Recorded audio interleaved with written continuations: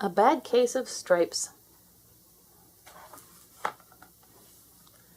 Camilla Cream loved lima beans, but she never ate them. All of her friends hated lima beans, and she wanted to fit in. Camilla was always worried about what other people thought of her. Today she was fretting even more than usual.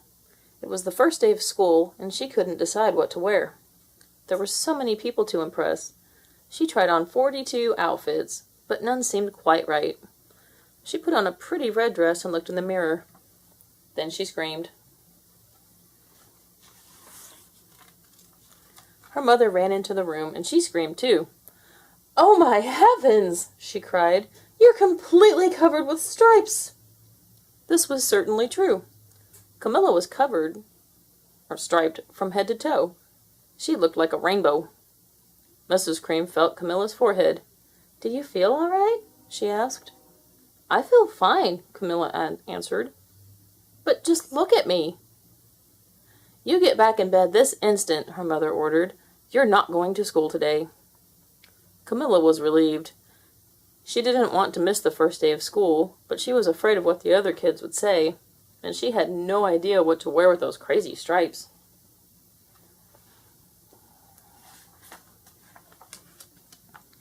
That afternoon, Dr. Bumble came to examine Camilla. "Most extraordinary," he exclaimed. "I've never seen anything like it.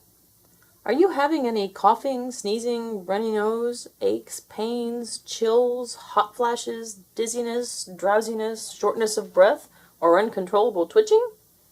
"No," Camilla told him. "I feel fine." "Well then," Dr. Bumble said, turning to Mrs. Cream, "I don't see any reason why she shouldn't go to school tomorrow. Here's some ointment that should help clear up those stripes in a few days. If it doesn't, you know where to reach me." And off he went.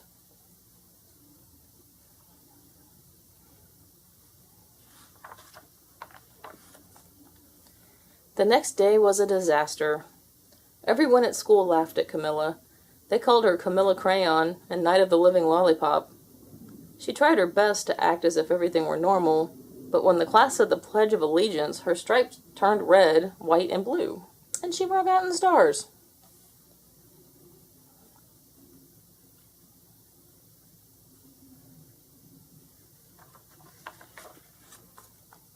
The other kids thought this was great.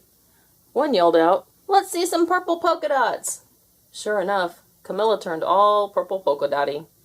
Someone else shouted, "Checkerboard!" and a pattern of squares covered her skin. Soon, everyone was calling out different shapes and colors, and poor Camilla was changing faster than you could change channels on a TV.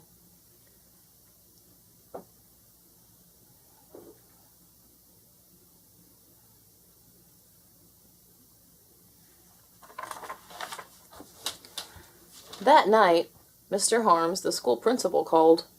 "I'm sorry, Mrs. Cream," he said. "I'm going to have to ask you to keep Camilla home from school. She's just too much of a distraction, and I've been getting calls from the other parents. They're afraid that those stripes may be contagious." Camilla was so embarrassed. She couldn't believe that 2 days ago everyone liked her. Now nobody wanted to be in the same room with her. Her father tried to make her feel better. "Is there anything I can get you, sweetheart?" he asked. "No, thank you," sighed Camilla. What she really wanted was a nice plate of lima beans, but she'd been laughed at enough for one day.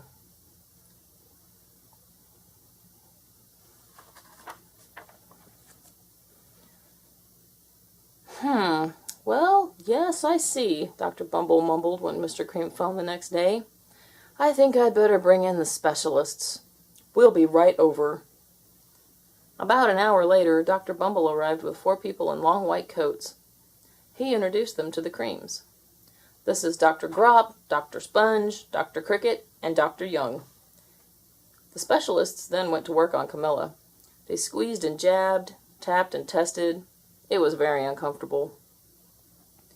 "Well, it's not the mumps," concluded Dr. Grop.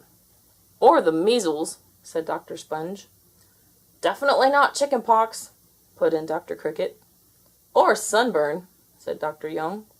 "Try these," said the specialists. They each handed her a bottle filled with different colored pills. "Take one of each before bed," said Dr. Grop.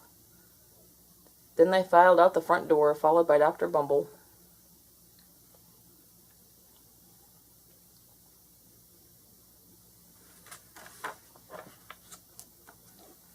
That night, Camilla took her medicine. It was awful. When she woke up the next morning, she did feel different, but when she got dressed, her clothes didn't fit right. She looked in the mirror, and there, staring back at her, was a giant, multicolored pill with her face on it.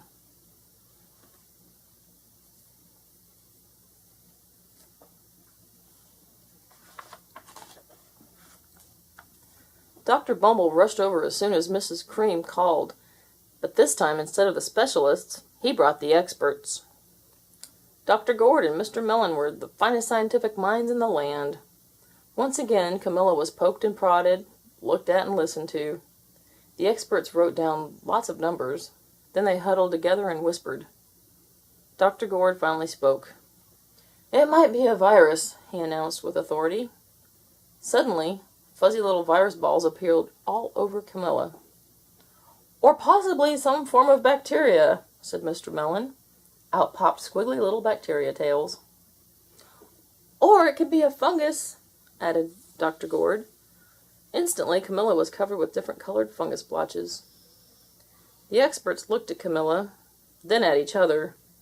"We need to go over these numbers again, and back at the lab," Dr. Gord explained. "We'll call you when we know something." But the experts didn't have a clue, much less a cure.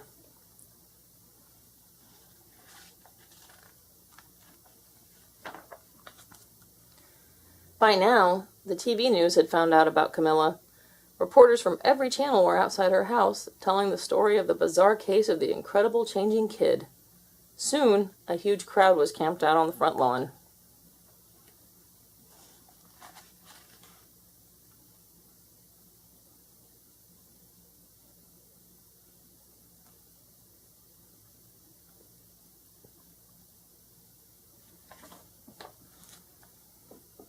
The Creams were swamped with all kinds of remedies from psychologists, allergists, herbalists, nutritionists, psychics, an old medicine man, a guru, and even a veterinarian. Each so-called cure only added to poor Camilla's strange appearance until it was hard to even recognize her. She sprouted roots and berries and crystals and feathers and had a long furry tail. But nothing worked.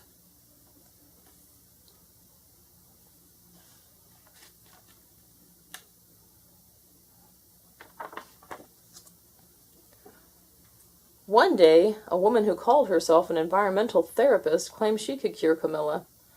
"Close your eyes," she said. "Breathe deeply and become one with your room." "I wish you hadn't said that," Camilla groaned. Slowly, she started to melt into the walls of her room. Her bed became her mouth. Her nose was a dresser, and 2 paintings were her eyes. The therapist screamed and ran from the house. "What are we going to do?" cried Mrs. Cream. "It just keeps getting worse and worse." And she began to sob.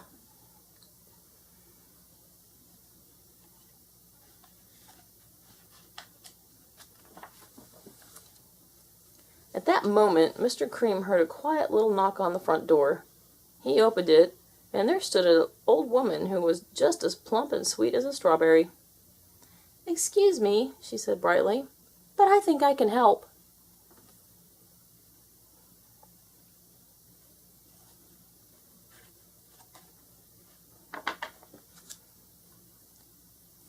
She went into Camilla's room and looked around.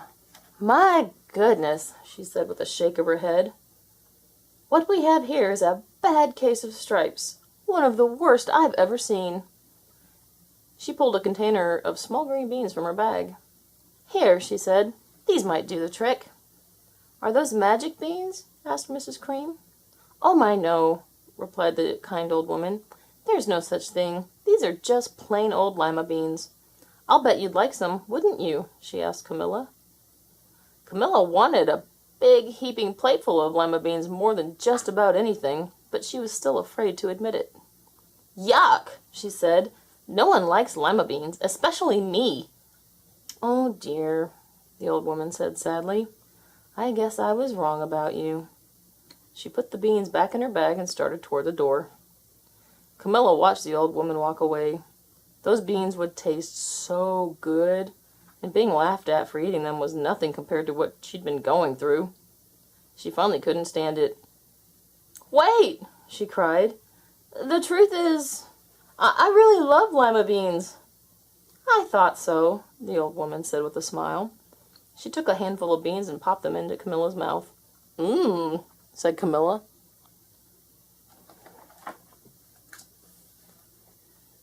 Suddenly, the branches, feathers, and squiggly tails began to disappear. Then the whole room swirled round. When it stopped, there stood Camilla, and everything was back to normal. "I'm cured!" she shouted. "Yes," said the old woman. "I knew the real you was in there somewhere." She patted Camilla on the head. Then she went outside and vanished into the crowd.